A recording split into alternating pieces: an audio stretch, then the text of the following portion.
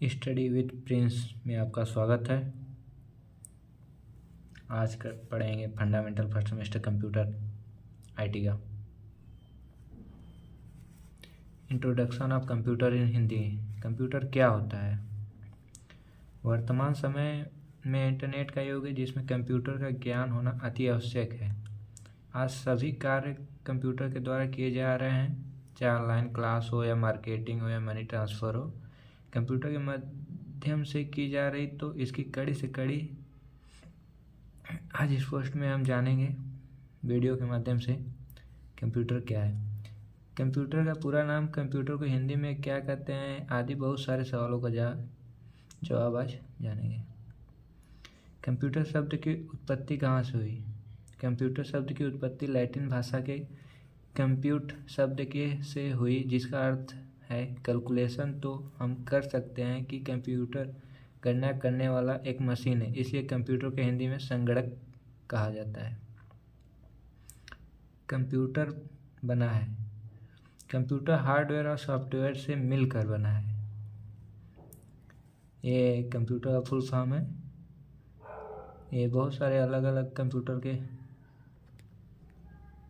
Full form आते रहते हैं। कॉमन उसे operating A machine particularly used for, T से टेक्निकल, ई से एजुकेशन, आर से रिसर्च। ये पढ़ते हैं कंप्यूटर की पीढ़ियाँ। पहली पीढ़ी 1940 से 1956 की अवधि को कंप्यूटर की पहली पीढ़ी के रूप में माना जाता है। पहली पीढ़ी के कंप्यूटर में वैक्यूम ट्यूब का उपयोग करके विकसित किया गया था। पहली पीढ़ी के कंप्यूटर बाइनरी कोडेड कॉन्सेप्ट 0 और 1 की भाषा पर काम करते थे। उदाहरण ENIAC, EDVAC आदि। ENIAC एक सबसे पहला कंप्यूटर का नाम है। ये पहली पीढ़ी में दोनों यूज होते थे। दूसरी पीढ़ी 1956 से 1963 की अवधि को कंप्यूटर की दूसरी पीढ़ी के रूप में माना जाता है। दूसरी पीढ़ी के कंप्यूटर को ट्रांजिस्टर तकनीक का उपयोग करके विकसित किया गया था। पहली पीढ़ी के तुलना में दूसरी पीढ़ी के कंप्यूटर का आकार छोटा था। तीसरी पीढ़ी 1963 से 1971 की अवधि को कंप्यूटर की तीसरी पीढ़ी के रूप में माना जाता है। तीसरी पीढ़ी के कंप्यूटर को इंटीग्रेटेड सर्किट तकनीक का उपयोग करके विकसित किया गया था। दूसरी पीढ़ी के कंप्यूटरों की तुलना में तीसरी पीढ़ी के कंप्यूटर का आकार छोटा था। तीसरी पीढ़ी के कंप्यूटर ने कम बिजली की खपत और कम गर्मी भी पैदा की। तीसरी पीढ़ी के कंप्यूटरों की रखरखाव लागत भी कम थी। तीसरी पीढ़ी के कंप्यूटर का कंप्यूटर सिस्टम व्यावसायिक उपयोग के लिए आसान था।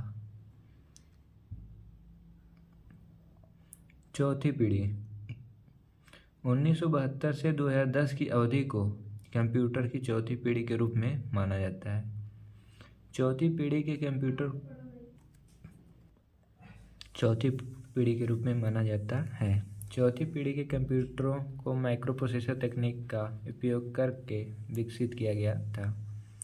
चौथी पीढ़ी में आने से कंप्यूटर आकार में बहुत छोटा हो गया। मतलब जब पहला था कंप्यूटर का पीढ़ी वो बहुत बड़ा था, चौथी पीढ़ी में बहुत ही छोटा आ गया। जैसे कि आज के समय में आप देख सकते हैं PC, मतलब यह आम लोगों के लिए भी उपलब्ध हो गया। पहले क्या था कि सभी लोग नहीं यूज कर पाते थे। पांचवी पीढ़ी 2010 से अब तक की अवधि और उससे आगे मोटे तौर पर पांचवी पीढ़ी के कंप्यूटर की अवधि के रूप में माना जाता है। उस समय तक कंप्यूटर पीढ़ी को केवल हार्डवेयर के आधार पर वर्गीकृत किया जा रहा था, लेकिन पांचवी पीढ़ी की तकनीक में सॉफ्टवेयर भी शामिल था। पांचवी पीढ़ी के कंप्यूटरों में उच्च क्षमता और बड़ी मेमोरी क्षमता थी। इस पीढ़ी के कंप्यूटर के साथ काम करना तेज था और एक साथ कई काम किए जा सकते थे। पांचवीं पीढ़ी की कुछ लोकप्रिय उन्नत तकनीकों में artificial intelligence, quantum computation, nano technology, parallel processing आदि शामिल हैं। कंप्यूटर के कितने प्रकार होते हैं, आइए पढ़ते हैं। Types of computer. Data handling क्षमताओं के आधार पर कंप्यूटर 3 प्रकार के होते हैं। कौन कौन से होते हैं? पहला एनालॉग कंप्यूटर, दूसरा डिजिटल कंप्यूटर, तीसरा हाइब्रिड कंप्यूटर। एनालॉग कंप्यूटर क्या होता है? एनालॉग कंप्यूटर को एनालॉग डेटा को प्रोसेस करने के लिए डिजाइन किया गया है। एनालॉग डेटा निरंतर डेटा है जो लगातार बदलता रहता है। हम कह सकते हैं कि एनालॉग कंप्यूटर का उपयोग वहाँ किया जाता है जहाँ हमें हमेशा गति, तापमान, दबाव और करंट जैसे सटीक मानों की आवश्यकता नहीं होती है। Digital computer.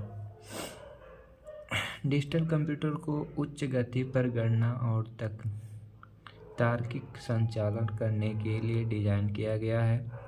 डेटा को अंकों या बाइनरी नंबर 0 और 1 के रूप में इनपुट के रूप में स्वीकार करता है और आउटपुट का उत्पादन करने के लिए इसकी मेमोरी में संग्रहित कार्यक्रमों के साथ इसे संसाधित करता है।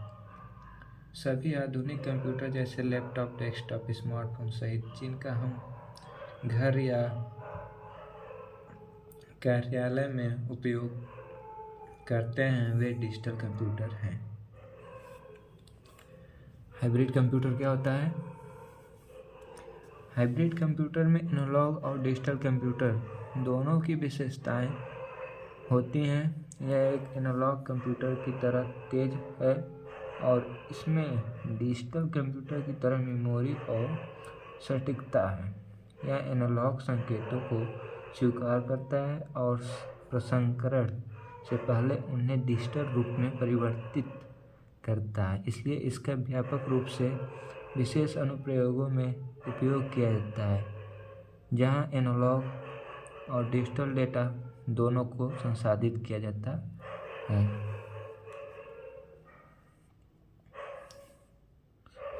आकार के आधार पर कंप्यूटर 5 प्रकार के होते हैं। कौन कौन से होते हैं? Super computer. सुपर कंप्यूटर सबसे बड़े और सबसे तेज कंप्यूटर होते हैं। वे बड़ी मात्रा में डेटा को संसाधित करने के लिए डिजाइन किए गए हैं। एक सुपर कंप्यूटर एक सेकंड में खरबों निर्देशों को संसाधित कर सकता है। इसमें हजारों इंटरकनेक्टेड प्रोसेसर हैं। सुपर कंप्यूटर विशेष रूप से वैज्ञानिक और इंजीनियरिंग अनुप्रयोगों जैसे मौसम पूर्वानुमान, वैज्ञानिक सिमुलेशन और परमाणु ऊर्जा अनुसंधान में उपयोग किए जाते हैं। पहला सुपर कंप्यूटर 1976 में रोजर के द्वारा विकसित किया गया था। दूसरा कंप्यूटर का नाम है मेनफ्रेम कंप्यूटर। मेनफ्रेम कंप्यूटर एक साथ सैकड़ों या हजारों उपयोगकर्ताओं का समर्थन के लिए डिजाइन किए गए हैं। वे एक ही समय में कई कार्यक्रमों का समर्थन कर सकते हैं। इसका मतलब है कि वे विभिन्न प्रक्रियाओं को एक साथ निष्पादित कर सकते हैं। मेनफ्रेम कंप्यूटर की ये विशेषताएं उन्हें बैंकिंग और दूरसंचार क्षेत्रों जैसे बड़े संगठनों के लिए आदर्श बनाती है जिन्हें उच्च मात्रा में डेटा का प्रबंधन और प्रसंस्करण करने की आवश्यकता होती है। मिनी फ्रेम या मिनी कंप्यूटर। तीसरा, यह एक मध्यम आकार का मल्टी प्रोसेसिंग कंप्यूटर है। क्या ये मल्टी प्रोसेसिंग कंप्यूटर है? इसमें 2 या 2 से अधिक प्रोसेसर होते हैं और एक बार में 4 से 200 उपयोगकर्ताओं का समर्थन कर सकते हैं। मिनी फ्रेम कंप्यूटर का उपयोग संसाधनों और विभागों में बिलिंग, अकाउंटिंग और इन्वेंटरी प्रबंधन जैसे कार्यों के लिए किया जाता है। एक मिनी कंप्यूटर मेन फ्रेम और माइक्रो कंप्यूटर के बीच स्थित होता है, क्योंकि यह मेन फ्रेम से छोटा होता है लेकिन माइक्रो कंप्यूटर से बड़ा होता है। वर्क स्टेशन एक एकल उपयोगकर्ता कंप्यूटर है जिसे तकनीकी या वैज्ञानिक अनुप्रयोगों के लिए डिज़ाइन किया गया है। इसमें तेज माइक्रोप्रोसेसर, बड़ी मात्रा में रैम और हाई स्पीड ग्राफिक एडेप्टर है। यह आमतौर पर महान विशेषज्ञता के साथ एक विशिष्ट कार्य करता है। तदनुसार वे विभिन्न प्रकार के होते हैं, जैसे कि graphics work station, music work station और इंजीनियरिंग डिज़ाइन वर्क स्टेशन। पांचवा है लास्ट, माइक्रो कंप्यूटर। यह माइक्रो कंप्यूटर को पर्सनल कंप्यूटर के रूप में भी जाना जाता है। यह एक सामान्य उद्देश्य वाला कंप्यूटर है जिसे व्यक्तिगत उपयोग के लिए डिज़ाइन किया गया है। इसमें central processing unit, memory, storage area, input unit और आउटपुट यूनिट के रूप में एक माइक्रो प्रोसेसर है। लैपटॉप और डेस्कटॉप कंप्यूटर माइक्रो कंप्यूटर के उदाहरण हैं। वे व्यक्तिगत काम के लिए उपयुक्त हैं, जो एक असाइनमेंट कर सकते हैं, एक फिल्म देख सकते हैं या कार्यालय के काम के लिए कार्यालय में हो सकते हैं। यह बहुत ही छोटा कंप्यूटर था लेकिन इसमें बहुत कुछ हो सकता है। आइए कंपोनेंट्स ऑफ कंप्यूटर पढ़ते हैं। कंप्यूटर के घटक। कंप्यूटर के मुख्यतः 3 घटक होते हैं, आप सब जानते होंगे, इनपुट और आउटपुट यूनिट, और होता है CPU मतलब central processing unit, memory unit MU। इसको आप मतलब आउटपुट इनपुट यूनिट लिख सकते हैं, इसको CPU लिख सकते हैं इंग्लिश में भी। मेमोरी यूनिट, इनपुट और आउटपुट यूनिट उपयोगकर्ता के लिए कंप्यूटर के साथ संवाद करने के लिए इनपुट और आउटपुट डिवाइस की आवश्यकता होती है। इनपुट डिवाइस के माध्यम से हम कंप्यूटर सिस्टम में डेटा इंसर्ट करते हैं और आउटपुट डिवाइस के माध्यम से हम इनपुट डाटा के रिजल्ट प्राप्त करते हैं। सेंट्रल प्रोसेसिंग यूनिट CPU एक कंप्यूटर सिस्टम का हिस्सा है जो सिस्टम के बुनियादी अंकगणितीय, तार्किक और इनपुट आउटपुट संचालन करने के लिए कंप्यूटर प्रोग्राम के निर्देश को पूरा करता है। कंप्यूटर को कंप्यूटर के मस्तिष्क के रूप में भी जाना जाता है। CPU की गति का उपयोग माइक्रोप्रोसेसर के प्रकार पर निर्भर करता है और इसे मेगाहर्ट्ज में मापा जाता है। CPU 3 प्रकार के होते हैं। पहला है ALU, जो कि कंप्यूटर में एक अर्थमेटिक लॉजिक यूनिट इसका फुल फॉर्म है। ALU एक डिजिटल सर्किट होता है जो अंकगणित और तार्किक संचालन करता है। दूसरा होता है CU और तीसरा होता है MU। ये CPU के भाग हैं। आइए देखते हैं नियंत्रण इकाई, कंट्रोल यूनिट। कंट्रोल यूनिट एक कंप्यूटर सिस्टम के इनपुट और आउटपुट डिवाइस को समन्वयित करता है, अर्थात इस यूनिट के द्वारा हम कंप्यूटर से जुड़े हुए कंपोनेंट्स के कार्य को नियंत्रित करते हैं। MU मेमोरी यूनिट, यह मेमोरी अस्थायी या स्थायी आधार पर कार्यक्रमों या डेटा को संग्रहित करने के लिए जिम्मेदार है। इसमें प्राथमिकता मेमोरी यानी प्राइमरी मेमोरी और सेकेंडरी मेमोरी जिस इनपुट डेटा को प्रोसेस करना है उसे प्रोसेसिंग से पहले मुख्य मेमोरी में लाया जाता है। इनपुट डिवाइस एक यूनिट डिवाइस, हार्डवेयर डिवाइस जैसे जो कंप्यूटर सिस्टम में डेटा भेजता है। इन उपकरणों का उपयोग इनपुट डेटा के लिए किया जाता है और विभिन्न प्रकार के इनपुट उपकरणों से सीपीयू द्वारा निर्देशों को स्वीकार किया जाता है। जैसे इनपुट डिवाइस कौन कौन से हो सकते हैं? उदाहरण: keyboard, mouse, joystick, light, graphic tablet, touch screen, touch pad, track ball, scanner, OMR, barcode reader, digital camera, biometric sensor. ये इनपुट और आउटपुट दोनों इसमें हैं।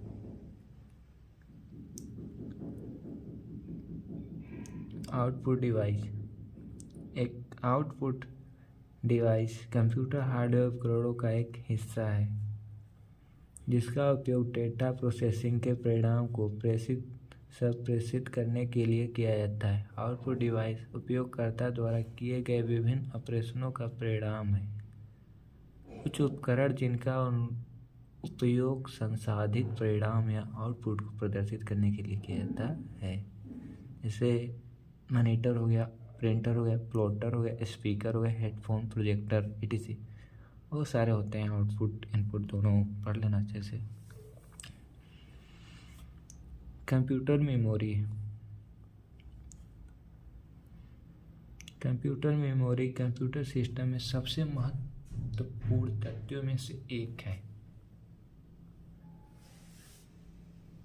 यह आंतरिक या बाहरी भंडारण क्षेत्र है जो बाइनरी नंबर के रूप में प्रसंस्करण के दौरान डेटा और निर्देश को रखता है। कंप्यूटर मेमोरी को दो भाग में वर्गीकृत किया जाता है: प्राथमिक मेमोरी और माध्यमिक मेमोरी।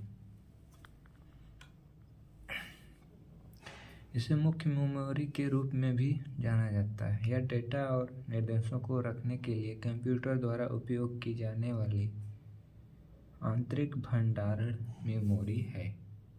प्राथमिक मेमोरी में भंडारण क्षमता सीमित होती है। प्राथमिक मेमोरी दो प्रकार की होती है: रैम और रोम। आइए आपको रैम बताते हैं क्या। रैंडम एक्सेस मेमोरी इसका फुल फॉर्म होता है। ये बहुत सारे क्वेश्चन हमेशा पेपर में आते रहते हैं। रैम रोम में अंतर क्या है, ये सब पूछता रहता है, तो इसको अच्छे से पढ़ लेना। यह आंतरिक मेमोरी है जिसे पढ़ने के साथ साथ लिखा भी जा सकता है। यह मेमोरी अस्थिर वोलेटाइल मेमोरी है। इसके लिए विद्युत प्रवाह के निरंतर प्रवाह की आवश्यकता होती है। रोम रीड ओनली मेमोरी। इस मेमोरी में जो भी डाटा एक बार संग्रहित हो जाता है उसे बदला नहीं जा सकता है, इसलिए डाटा को केवल पढ़ा और इस्तेमाल किया जा सकता है। इस मेमोरी को नॉन वोलेटाइल मेमोरी का है। जैसे पहले कैसेट आते थे, उसमें एक बार कोई भी डाटा अपलोड कर दो, मूवी जैसे, उसको दोबारा डिलीट करके आप दूसरा मूवी अपलोड नहीं कर सकते थे। कैश मेमोरी, यह बहुत इम्पोर्टेंट मेमोरी है। कैश मेमोरी बहुत बेहद तेज मेमोरी है जिसे कंप्यूटर की सेंट्रल प्रोसेसिंग यूनिट में बनाया गया है। यहाँ इसके बगल में एक अलग चिप लगी है। सीपीयू कैश मेमोरी का उपयोग उन निर्देशों को संग्रहित करने के लिए करता है जो प्रोग्राम को चलाने के लिए बार बार आवश्यक होते हैं। सेकेंडरी मेमोरी क्या होते हैं? सेकेंडरी मेमोरी को सेकेंडरी स्टोरेज मेमोरी के रूप में भी जाना जाता है। यह प्राइमरी मेमोरी से धीमी और सस्ती, मतलब सस्ता और धीमे, यह एक स्थायी भंडारण उपकरण है। उदाहरण: floppy disk, hard disk. Secondary memory में compact disk, digital video disk, pen drive, memory card आदि। अब तो पेन ड्राइव में आप कहीं से भी आप कर सकते हैं, कहीं भी बहुत आसानी से इसमें अपलोड डिलीट मैनेज उसको अपने अकॉर्डिंग कर सकते हैं, मेमोरी को भी। हार्डवेयर सॉफ्टवेयर में अंतर। एक कंप्यूटर हार्डवेयर और सॉफ्टवेयर का एक संयोजन है। ये दोनों संयुक्त रूप से काम करते हैं और कंप्यूटर को इसके लिए निर्देश देते हैं। हार्डवेयर कंप्यूटर के वे पार्ट्स जिन्हें हम छू सकते हैं हार्डवेयर कहलाते हैं, जैसे कीबोर्ड, माउस, मॉनिटर और प्रिंटर आदि। मतलब हार्डवेयर को हम छू सकते हैं, और सॉफ्टवेयर क्या होता है कि उसको हम सिर्फ महसूस कर सकते हैं, उसको टच नहीं कर सकते हैं, जैसे कि आइए पढ़ें। सॉफ्टवेयर कंप्यूटर प्रोग्राम, प्रक्रिया का और संबंधित डेटा का एक संग्रह है जो कंप्यूटर को यह बताने के लिए निर्देश प्रदान करता है कि यह क्या और कैसे करता है। एक सॉफ्टवेयर उपयोगकर्ता और कंप्यूटर के बीच एक इंटरफेस है। यह निर्देशों और कार्यक्रमों का एक समूह है जो हार्डवेयर को कमांड देने के लिए उपयोग किया जाता है। सॉफ्टवेयर को दो प्रमुख श्रेणियों में विभाजित किया गया है, मतलब दो भागों में बांटा गया है। System software, application software. System software क्या होता है ये जानते हैं। यह उपयोगकर्ता और कंप्यूटर के घटक के बीच इंटरफेस भी प्रदान करता है। सिस्टम सॉफ्टवेयर के कुछ सामान्य उदाहरण सभी ऑपरेटिंग सिस्टम हैं, जैसे विंडोज, लाइनक्स, यूनिक्स, एंड्रॉयड आदि। एप्लीकेशन सॉफ्टवेयर क्या होते हैं। एप्लीकेशन सॉफ्टवेयर जो आप एप्लीकेशन यूज करते हैं, जैसे अपने फ़ोन में व्हाट्सएप, यूट्यूब और अन्य एप्लीकेशन यूज करते हैं, वही एप्लीकेशन सॉफ्टवेयर होते हैं। एप्लीकेशन सॉफ्टवेयर एक कंप्यूटर सॉफ्टवेयर है जिसे उपयोगकर्ता को कार्य करने में मदद करने के लिए डिज़ाइन किया गया है। यह विशिष्ट उपयोगों का या अनुप्रयोगों के लिए डिज़ाइन किए गए निर्देशों का कार्यक्रमों का एक समूह है जो उपयोगकर्ता को कंप्यूटर के साथ बातचीत करने में सक्षम बनाता है। एप्लीकेशन सॉफ्टवेयर को अंतिम उपयोगकर्ता प्रोग्राम भी कहा जाता है, जैसे MS word, Excel, PowerPoint, Tally, games आदि।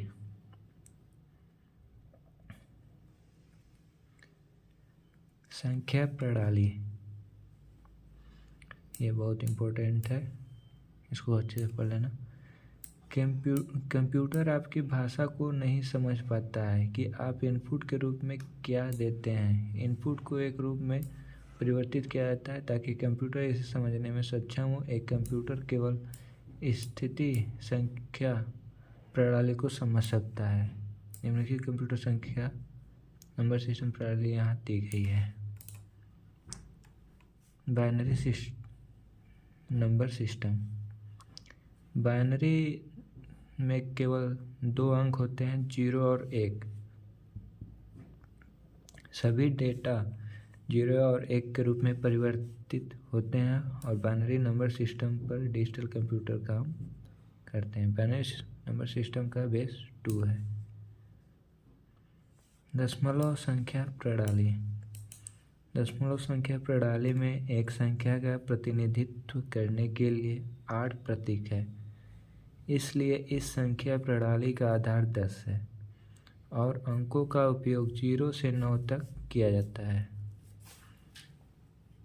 Octal number system.